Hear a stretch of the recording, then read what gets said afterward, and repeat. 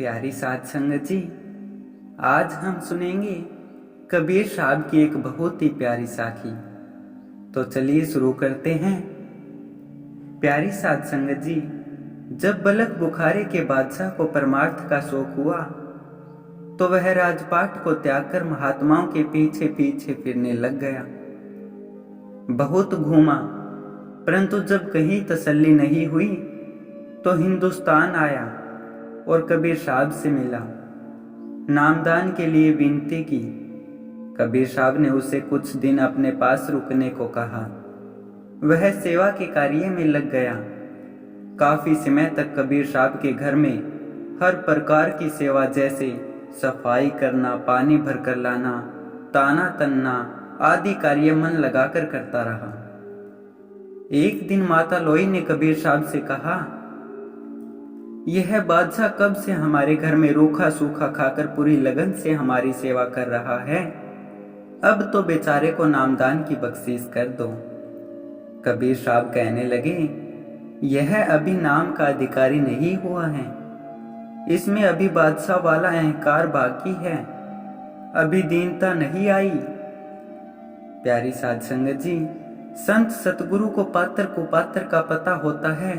जिस प्रकार दूध साफ बर्तन में ही ठहरता है वरना फट जाता है, उसी प्रकार अमृत तुल्य नाम भी केवल पवित्र हृदय में ही समाता है, और हृदय पवित्र प्रेम और दीनता से होता है। इसलिए संत सतगुरु उस जमींदार की तरह होते हैं जो अपने खेत को बार बार जोतता है, परंतु उसमें बीज तभी डालता है जब उसे पूरा विश्वास हो जाता है कि अब खेत फसल बोने के लायक हो गया है और बीज वृथा नहीं जाएगा। ठीक इसी प्रकार संत सतगुरु भी पात्र देखकर ही नाम रूपी बीज डालते हैं ताकि नाम वृथा न जाए। जब माता लोई कबीर साहब से उसके लिए नामदान की बख्शीश करने के लिए बहुत आग्रह करने लगी तो कबीर साहब ने कहा, इसकी परीक्षा लेकर तुम्हें दिखाता हूं कि यह अभी नामदान के काबिल नहीं हुआ है। कबीर साहब ने माता लोई को कहा कि तुम कूड़ा करकट लेकर छत पर चले जाओ, मैं इसे किसी काम से बाहर भेजता हूँ। जब ये घर से बाहर निकले तो तुम इस पर वह कूड़ा करकट डाल देना और फिर पीछे हटकर सुनना कि यह क्या कहता है। माता लोई ने वैसा ही किया। जब वह घर से निकला तो माता लोई ने कूड़ा उसके सिर पर डाल दिया और पीछे हटकर सुनने लगी। वह गुस्से में आंखें लाल करके ऊपर देखकर कहता है, अगर बलख बुखारा होता तो कूड़ा डालने वाले मैं तुझे फांसी पर लटका देता। माता लोई ने जाकर कबीर साहब को यह बात बताई तो वे कहने लगी कि अपनी आंखों से देख लिया न कि अभी इसमें अहंकार बाकी है, इसलिए नामदान का अधिकारी नहीं हुआ है। इसी प्रकार कई वर्ष बीत गई। एक दिन कबीर साहब माता लोई से कहने लगे कि अब इस बादशाह में पूर्ण दीनता का भाव आ गया है, इसलिए अब यह नामदान का अधिकारी हो गया है। माता लोई ने कहा कि मुझे तो पहले जैसा ही नजर आता है। कबीर साहब ने कहा कि इस बार गंदगी का टोकरा भर लो और जब यह घर से बाहर निकले तो छत से इसके ऊपर डाल देना। माता लोई ने वैसा ही किया। कबीर साहब ने बादशाह को किसी प्रकार से बाहर भेजा और माता लोई ने छत से उसके ऊपर गंदगी डाल दी और फिर पीछे हटकर सोने लगी। इस बार बादशाह ने ऊपर की ओर देखा और मुस्कुराकर कहने लगा कि मेरा मन अहंकारी है, यह इसी के लायक है। माता लोई को यह सुनकर बहुत आश्चर्य हुआ कि पहले तो यह धूल मिट्टी सिर पर पड़ने पर फांसी पर लटकाने को बेताब था, परंतु आज गंदगी सिर पर पड़ने पर भी कहता है कि मेरा अहंकारी मन इसी के लायक है।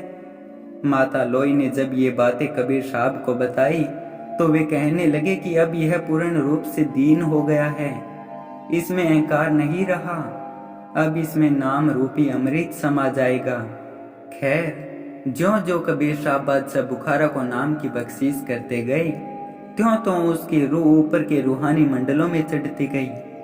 तब कबीर साहब ने उससे कहा कि अब तुम कहीं भी घूमो। प्यारी साध संगत जी, दीनता, त्याग और कुर्बानी चाहती है। यदि कोई हमें गाली देता है या हमारे साथ बुरा व्यवहार करता है और हम भी उसके साथ वैसा ही व्यवहार करते हैं तो झगड़ा बढ़ जाता है।